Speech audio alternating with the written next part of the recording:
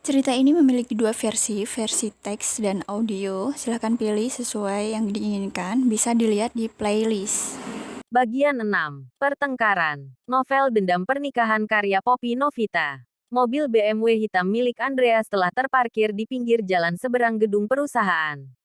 Sebelah kiri berjejer restoran. Juga ada minimarket berdekatan. Andreas, Dava, dan Azril memerhatikan sekitar. Terlihat cukup ramai. Karena tak jauh dari sana, ada gedung pabrik biskuit. Gimana menurut lo? Di sini ramai banget. Kalau kita buka cabang di sekitar sini, bakalan ramai pembeli.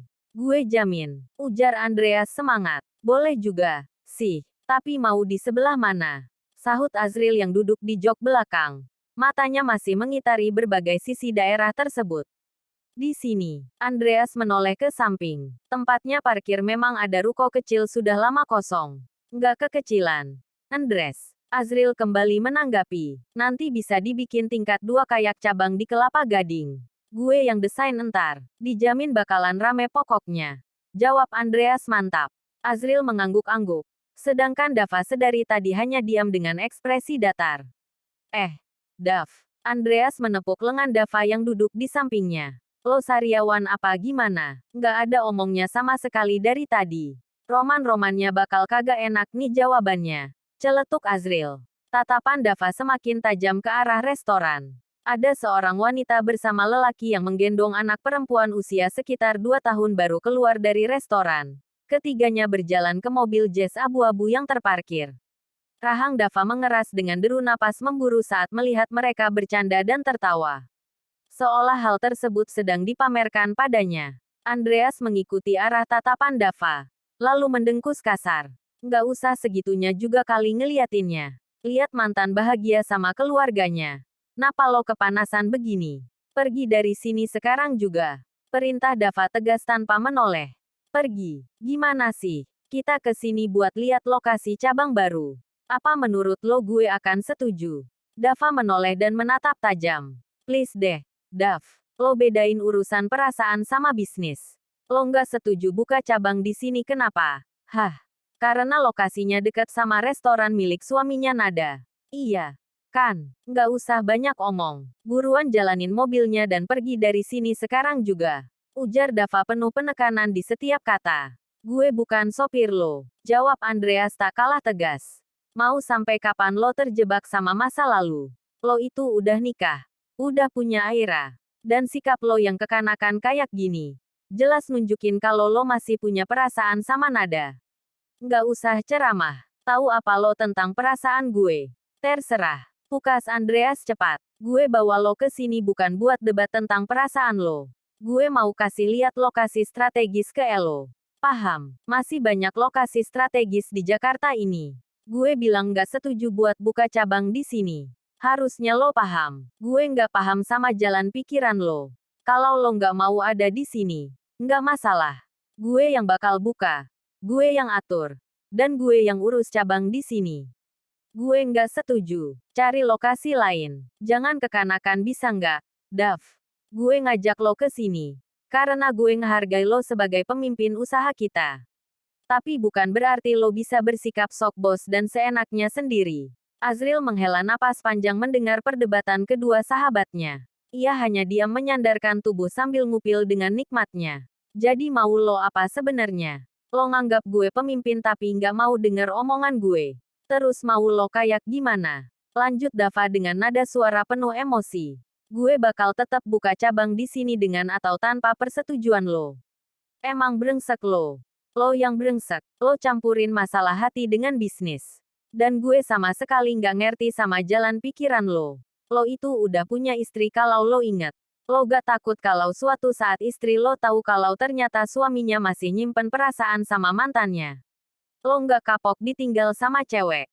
Makan tuh ego lo yang tinggi. Jaga omongan lo. Dava tersulut emosi. Ia menarik kerah kemeja Andreas dengan tatapan tajam. Woi, udahan napa? Azril mencoba memisahkan sebelum berlarut semakin jauh. Diam, bentak Dava juga Andreas bersamaan. Astaga, gue yang kena. Azril kembali ke posisi duduknya. Serah deh. Kalian mau gelut ya gelut aja sana. Bodoh gue mah. Sama-sama batu. Kalian. Kalau bukan teman sendiri. Udah gue abisin lo. Lanjut Dava dan mulai melepas cengkeramannya. Andreas mendengkus kasar dan tersenyum meremehkan. Sekarang buruan pergi dari sini. Ketus Dava memerintah sebelum Andreas kembali berucap dan membuatnya emosi. Gue bukan sopir lo. Jawab Andreas santai. Nggak usah sok bos. Kalau lo mau pergi, turun dari mobil gue. Dava memicingkan mata. Menatap tak percaya. Brengsek, umpatnya kasar lalu segera keluar dari mobil dan membanting pintu cukup keras. Lo juga jangan keterlaluan. Andres. Ujar Azril setelahnya. Lo kalau nggak suka juga boleh turun dari mobil gue. Dah. Gue juga yang kena. Gue cuma ngingetin. Jangan sama-sama keras kayak gini. Nggak perlu juga pakai emosi sampai berantem begitu. Berisik. Bentar Andreas. Turun sana lo. Lah ya ogah. Males banget kalau harus naik angkot. Azril nyengir tanpa dosa. Dava menghela napas panjang saat air dingin mulai membasahi tubuhnya. Selepas bertengkar dengan Andreas, ia naik taksi dan memilih untuk pulang ke rumah. Melepas pakaian dan langsung menuju kamar mandi. Menghilangkan panas dengan air dari shower. Bukan panas terik di Jakarta seharian ini. Tetapi panas di hati saat melihat Nada begitu bahagia dengan keluarga kecilnya. Kemudian bertambah panas karena pertengkarannya dengan Andreas. Pertanyaannya, apakah di hati Dava masih ada Nada? Dava kembali menghela napas sambil meremas rambut hitam tebalnya. Memikirkan itu semua membuat hati semakin sesak. Sebegitu lemahkah ia saat mencintai? Dan begitu sulitkah ia melupakan cinta di hati dan menggantinya dengan cinta yang lain? Selama lebih dari setengah jam ia mengguyur tubuh dengan air. Merasa cukup. Dava segera keluar dan berganti pakaian santai.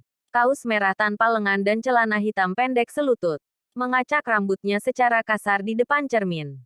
Setidaknya, kini raut wajahnya jauh lebih baik dibanding sejam yang lalu. Dava turun ke lantai bawah saat mendengar suara pintu yang dibuka lalu ditutup lagi. Ia melihat Aira yang masih mengenakan gamis seperti tadi pagi sedang memasukkan sayuran ke kulkas. Dava berjalan mendekati dengan kedua tangan masuk ke kantong celana. Sudah pulang. Aira terlonjak kaget dan segera menoleh. Ia menghela napas lega lalu menutup kulkas. Abang, Aira kira siapa tadi? Kok sudah pulang? Tapi, Aira nggak lihat ada mobil di depan. Iya, lupa bawa pulang mobilnya. Dava berjalan ke arah kulkas, membuka pintunya dan mengambil kaleng minuman bersoda. Kok bisa lupa? Aira terkekeh. Abang aneh-aneh saja. Tapi, tumben sudah pulang. Abang pulang jam berapa tadi? Sekitar sejam yang lalu. Jawab Dava setelah meneguk minuman. Kok tumben? Lagi suntuk aja. Panas. Makanya pulang terus mandi. Panas. AC di kantor abang mati. Dava hampir saja tersedak mendengar pertanyaan polos Aira. Tanpa menjawab, Dava berjalan menuju meja makan. Duduk di kursi dan meletakkan kaleng minuman di meja. Abang sudah makan? Tanya Aira lagi dan berdiri di samping Dava. Lalu melirik jam mungil di pergelangan tangan. Tapi sebentar lagi azan maghrib. Aira mandi dan sholat dulu.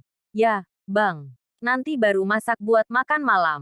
Dava mengangguk lalu mendongak. Tadi belanja? Tanyanya saat mengingat Aira memasukkan sayuran ke kulkas tadi. Iya, pagi tadi belanja di tukang sayur yang lewat depan toko. Aku lupa kasih uang belanja buat kamu. Dava meraba celananya. Dompetku ada di kamar. Nanti aku kasih. Iya. Bang. Terima kasih. Aira masih punya simpanan kok buat belanja. Jangan. Uang kamu. Simpan aja. Belanja dan kebutuhan rumah. Kamu minta sama aku. Aira mengangguk canggung. Mau minta sama abang. Nggak enak rasanya. Sungkan. Dava tersenyum tipis. Harus dibiasain. Aku suami kamu dan tanggung jawab aku buat kasih nafkah ke kamu. Aira tersenyum dan terlihat binar bahagia terpancar dari sorot matanya. Sejak orang tuanya meninggal 4 tahun lalu, tak ada lagi yang ia inginkan kecuali menikah dan memiliki keluarga kecil. Memiliki suami yang bertanggung jawab akan dirinya adalah impian yang sudah lama diinginkan. Kini semua tercapai. Meski Dava bukan tipe lelaki idaman, tetapi setidaknya dia adalah suami yang bertanggung jawab. Oh ya, bang, tadi Teh Vida ngasih ini ke Aira. Aira merogoh tasnya dan mengeluarkan kotak kecil berbalut bungkus merah. Katanya, Mas Ilham nitip kado ini buat Aira. Kado pernikahan. Dava memerhatikan sekilas. Kamu simpen aja. Kado buat kamu. Kan? Aira mengangguk dan tersenyum. Terima kasih, Bang. Kemudian kembali memasukkan kotak tersebut ke tas. Dava tersenyum mendengar begitu jujur Aira padanya. Setidaknya, itu membuat dirinya sangat dihargai. Ia menghela napas sejenak. Meneguk soda lagi lalu berdiri. Ayo ke atas. Ajaknya tiba-tiba dan membuat Aira mengernyit tak mengerti. Mau mandi? Kan? Ucapnya lagi karena mengerti kebingungan Aira. Aira mengangguk. Abang sendiri mau ngapain di atas? Mandi. Jawabnya santai sambil berjalan. Abang bukannya baru selesai mandi. Aira mengikuti langkah Dava. Mandi lagi. Hah. Dava menoleh saat sampai di tangga. Mengedipkan mata dengan senyum menggoda. Lalu kembali berjalan dengan santainya. Sedangkan Aira justru tercengang dan tersipu malu setelahnya.